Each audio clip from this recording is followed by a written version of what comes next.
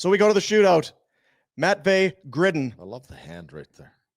Take it off. Coming in. Zing. He's a sniper, boys, and he's sniping. And people are very excited. I would love it if he would make the team. It would be fun. Because I feel like that's the direction. Well, Pinder got into it on Twitter last night. Really? Yeah. Oh, yeah. Yes. Yeah, he took on... I can tell he had a little edge. You're a little edgy too today. Me? No. Well, I think if I can just, like, everyone's very excited, and this is a great development. Before we start getting into the brass tacks and roster moves, like, this is what you want to see from a first rounder. He led the USHL in scoring. He goes to the queue. He lights up the queue. Ryan Huska last year at camp says, I want Matvei Gridin to come back and make this team. He's having a great preseason. He's scoring a ton. This is all great.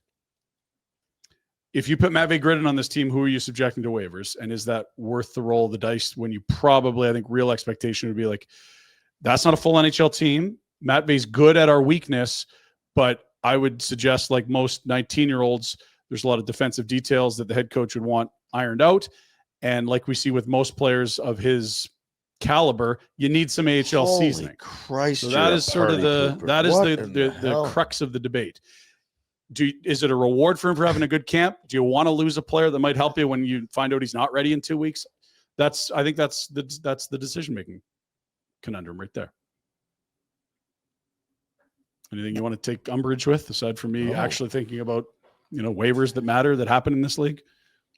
Well, thank God you're here. That's all I think is. We're grateful to have you. Other than me thinking about real matters. No, trust me. If there's anyone that can't just have a fun conversation about shit, it is you. Well, I'm trying to think about it like a GM would, right? Like, why? That's how the decision is going to be made. GM and you have to do that. No, because if we're going to guess what the Flames are doing, let's think like the I don't Flames have to guess. will. I said, hey, he's doing great. Let's just awesome. I'm not saying you guys have said anything. I'm just telling you about the people last night. They're like, wave all these bums, bring in the kids. It's like, well, what if they're not ready? Like, that wasn't a full NHL team. Like, Ryan Huska is going to get measured on this season, wins and losses. He's not like, hey, it'll be fun. Today. It'll be fun if Matvei make. No, he's like, I want to win games. Right? Okay. Hey, Ryan. Yo. Happy birthday, pal. Thanks, buddy. What did you like? I got a serious whack of. What did you do? I got. You want to hear about the haul that I reeled in on birthday? Too far? Like, that's his birthday. That's what you did for your birthday? Was have a fucking Twitter battle? No. I just saw people saying that he's a star in the NHL. And I was like, okay, it's not. Now you're over. That's not true. Allow it to just like the development of the player. You're the father figure for all these Twitter nerds that are getting excited about some kid that scored. I'm glad you're allowed to be excited. I'm not telling you when they can't be excited. I literally just said this is a don't get excited and ahead of yourself. What I said was this is a great development. One of your young prospects on the deal that Rhett panned hard is giving you 2 of your best 3 prospects. Gridin's the Lindholm deal. Verstevich's the Lindholm deal. You got Kuznetsov, who you turned into Morgan Frost with some other pieces involved. Like, this is part of a big long-term process of trying to get young players and good difference makers. Depth analysis. That's wonderful. So who are you putting on waivers for him to make the team? I didn't say he had. I don't give a fuck. Put Larry Cairns on waivers. He's not going to be a difference maker in 5 years. I don't disagree with that. That's. I mean, it's not. You can be that guy, or you can just whatever. Sam Hodzik made the team out of camp last year, and to no one's surprise, a couple weeks later, it was like he got hurt as well. You're kind of glossing over the fact. And so I'll say this: if there is a way to get Matvei on this team and not put someone on waivers, who are you worried about? Who are you worried about losing? Is right. Well. So I guess where are you going to play Matvei is my question. Okay, that's fine. That's a good question. And then it's like, okay. But if he's scoring goals, you find a spot. That's what you do, right? Yeah. Trade someone else's ass with Erasmus when he wants out and do a pack. Like, there are ways to work this out. There just aren't really trades. And who are you moving out? Like, does someone want to pay Joel Farabee $5 million? I'll send fucking Kirk. Now I'm swearing because you're annoying me. I'll send Kirkland down to the minors. If he gets picked up, I don't care. If you're okay with that, then I am totally okay with it. Yeah. If Gridin's earning it, I've watched 7 seconds like he's of a playing guy score. very well. This is awesome. I just don't see the harm of saying, like, go light up the A and we'll call you up in 2 months. It's your boring tone about it that everyone else is an idiot for just saying he's playing good. No, my tone is when people are like, he's got to make the team. They're losers if he doesn't make the team. But again, you're overstating it. I'm literally guys telling like you. here's what I would like to. Here's what would be my opening night roster. Yeah. And then like, okay, so what are you doing with who are you putting on waivers for these guys? I'll to put be Hanley here? on waivers. Like, well, you might need Hanley. Like, As well, if you're you gonna trade around. if you lose, I don't. Does the world end for the Flames if Justin Kirkland is picked up on waivers? Did it come to an end because they lost Schwint a year ago? Like, what could you trade Justin Kirkland for right now? Nothing. There you go. He's gonna be on if he gets picked up on waivers, that's not really good the for concern. him. Like, you have 3 NHL centers, right? I don't think Pospisil's proven to be a center. I think they like Ryan Lomberg a lot. I think Ryan Huska likes Ryan Lomberg a lot. I think they want to see what you've got in Klapka. And so I just don't know that Matvei Gridin on the fourth line is what works. Like, that's what happened to Coronado. He made the team after playing NCAA the year prior. He had 1 goal in Pittsburgh like a week into the season. And a month in, they're like, yeah, like, he can't really, we don't trust him enough defensively yet. He's not a special teams help on the penalty kill. Fourth line minutes aren't helping him develop. They sent him to the A, and he's come back a way better player. I don't know why people are so afraid of the American League. Like, no one's let him afraid of torch the American League and then bring him up when you got injuries like you're going to get on the wing at some point. It's your lack of ability to just roll. That's kind of what you have to. If we want to live in a fantasy land where there's no waivers, you have to come down hard on every fantasy or just excitement. It has to be, no, it's not real. It's like, oh my God. Yes, I know. You didn't play make-believe when you were growing up, clearly. Well, I mean, Craig Conroy can't play make-believe. He's got to make a decision that affects his roster. Talking about Craig Conroy. I'm not talking to Craig Conroy right now. No, but my point is that, like, so you're one. Are you trying to put in your? Are you next in line for the GM? Is that what you're trying to pander to? I think when people follow this team and they like want to project roster decisions, they'd want to understand like how do these decisions get made? Like, listen here, all you fans, you're idiots for not doing a deep dive analysis for the whole depth of the roster. They've got, how many is it, Dino? 50? You could have 50 guys under contract or something like that. 50 contracts. Yeah. You should know every one of them. You should know how they're going to project. You should know where they're going to end up and the best way to utilize that. That's, as a fan, that's your job. No, you can fan how you want. Yes, and I think. But if you're going to throw out a projected roster with 3 rookies and throw Joel Hammer on waivers, it's going to be like, if you're going to throw that out on Twitter, because you're just going to go to Twitter and say, "Here, man, it'd be great if this guy made the team." So now, did this person like send this directly to you? No, I just saw it and I'm like, okay, well, so interesting, but you understand the consequences. Right? Okay, can I clarify one other? Was it your birthday yesterday? It was my birthday yesterday. And this is what you were doing. I went to watch some of the Flames game after my hyenas were put to bed, and I was geo-locked out. So I went to the old Twitter. How did I get geo-locked out in Calgary? I'm on a freaking Wi-Fi network. What the hell's going on? Figure that out, people. I wasn't. I know. How did you try and do it? On the website on my phone. It wasn't happening. It's weird. Yeah.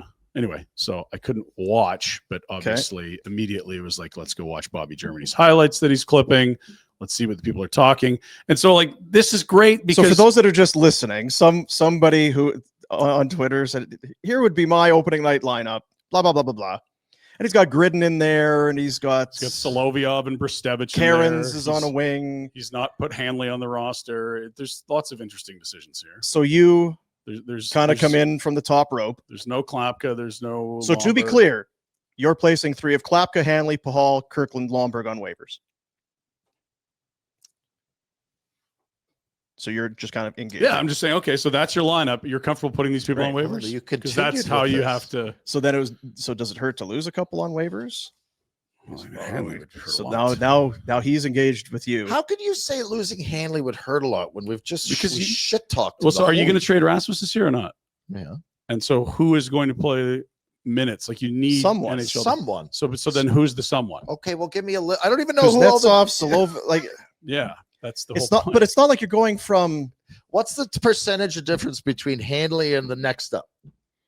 100%? Like, are you going from 0 to 100 because Hanley's going to drive the bus? I think Hanley was the best facsimile of the top 4 they had last year after those big 3D. That's an indictment on the depth. Right. Here. And so the indictment of the depth means that depth is what you're going to ask to jump in the top 4. And if you trade Anderson and you have to play Soloviev, how does that affect your... I mean, if you're on team rebuild, it's great, but Ryan Huska doesn't want to do that. That's like, he wants to win games. You have an answer to everything. So if Huska doesn't want it, it can't happen, but you want it to happen. So if you're taking that side of the argument, then it should. Again, if Solovyov plays and Hanley doesn't, how many points less do the Flames end up with at the end of the year? Couple, I don't know, not much. So what are we talking about? We're talking about a team that's aiming at 97 points and lost by a tiebreak last year. I think this all comes back and to how do you know that the kid, when he comes up, because I can tell you it's harder but easier to play in the NHL, which is a weird statement, but it's also true. And is there any chance that he might improve? The guy that, if Hanley's gone, and I feel like Brustevich is closer than we think. Yeah, we've called it. And he's going to be up at some point this year. And then on the flip side is if you're getting some goals from Gridin, then like last year at this time, they kept Hanley and didn't put him on waivers. And we said, what the hell are they doing? Right. Yeah. And then he rotted for the first third and then played top four of the final 2/3. It was crazy. And like Miramanov had to play top four for a while. It wasn't pretty. You loved Miramanov. The great challenge here for the Flames is that all of this stems from their mushy middle. If you had a clear MO to get young, rebuild, pick high, this is easy. But they're literally talking about 97 points. And so I don't expect a front office and a coach aiming at 97 points to make any of those types of decisions that are suggested. So you could want to do it. It's just not what the team's trying to do, right? They aren't making those choices. But that's not a tank. Red Twitter dude. What's that?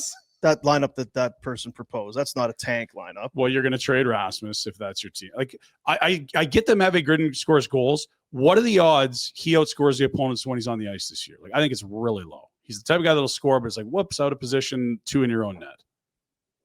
Like that's the profile of a young, offensively gifted forward. Is like we got. So if it's Kirkland and not Gridin, yeah, how does that change the team's fate? He can play center, so that'll help. If you have an injury at center, that's a huge piece. They have 3 centers. I think center is a huge weakness.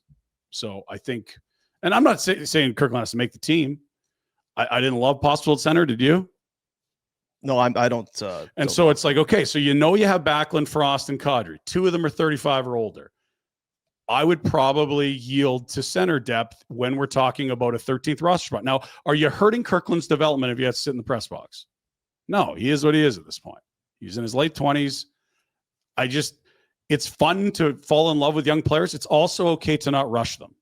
Like the Red Wings won forever in a different universe without a cap by letting their prospects dominate, and they called them up and slotted them properly. I don't know how you put Matvei Gridin in the top 9. Are you quitting on Sharangovich? Are you quitting on Farabee? Like what? How does that happen? Those are reclamation projects that I think the team's invested in, aren't they? Sure. Yeah. So is Matvei Gridin a 4th line winger? I didn't. It was the whole thing to me was how engaged you got over someone on Twitter saying like I'd put Gridin on the team, and then you got CBA on him. No, it's not even CBA. You got basic roster management. You got 23 spots and you got waivers. Like I want to see what Klapka is. You could lose him for nothing, and maybe he's nothing. No one's saying get rid of Klapka, but there are options of people if Roy Cairns and he make the team, you're putting Klapka on waivers. Like that's why that didn't make sense to me. It's like I get that you're excited about kids and you're allowed to be, but what's Klapka? Well, we're trying to find out, right? Like the last 20 games of the year, he was playing. He was riding up top. He looked good, and it's like it wouldn't be the first huge guy that took some time to develop. He also might just be a quad A guy that scores 20 in the American League and can impact the NHL roster. But like what you saw those last 20 games last year is like, this is intriguing. And I know the Flames are intrigued about him because it's such a unique package of skills. Like he's not a put it in the corner, bump and grind. He can score, and he's got that size. We've seen him score some pretty goals. Like there is no risk of losing an asset for nothing if you just let Matvei Gridin go to the A and dominate. And it's just, we're not patient. Well, you couldn't wait 2 months. Like let him dominate and bring him up when you got an opening in the top 9. You're acting like Conroy put this out there. This is the opening lineup. We're going to go with it. It's a guy on Twitter on September 30th. It was just again. 29, yeah. I'm not. Yeah, you're right. Even earlier, it's like I'm not debating any of what you're saying. It's your inability to just let this roll. Well, I could have, but it's just like, does It's this not person understand how the league works or Well, no? I don't know. Is it your That's job the to thing. teach him on It Twitter? does feel like that was your. I must step in I'm here. like, I'll play along. So you're going to But put he didn't message you Hall and directly. Hanley. No, but it's like, you've been on Twitter. People discuss the game, and other people say, "Yeah, I like this guy too," or "Oh, I love him. Let's put him on the team." And you set him straight. I didn't set him straight. I'm just like, you can do it, but do you understand the ramifications of doing it? Well, he's probably slept better after getting. Clearly, he didn't. He's like, oh, to be fair, he's like, I totally forgot about Hanley. Like, So I did not take into account the ramifications of my careless actions. like, look, if we're going to talk realistically about how this roster is going to be built, we kind of need to understand that, Yes, like, we have you to don't be want to lose more. assets for nothing.